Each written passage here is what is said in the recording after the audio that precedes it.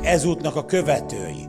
És nem egy tábla van rajta, hogy én keresztény vagyok. A gyümölcsről lehet fölismerni, hogy milyen fát terem, milyen gyümölcsöt terem az a fa.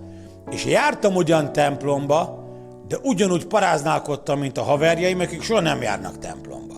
Sőt, én ott még bálványokat is imádtam. Szűzanyát csókolgattam, a szobrát. Rózsafüzért tekergettem az ujjam körül. És halott szentekhez imádkoztam. És azt gondoltam, hogy sokkal jobb vagyok, mint a többiek, közben sokkal rosszabb voltam. Mert ez még súlyosabb bűn, mint a paráznaság, a bálványimádás. És a keresztény gondolkodásom nem biblia alapú volt, hanem tradicionális alapú, kulturális alapú, megörökölt, és nem saját magam által megszerzett.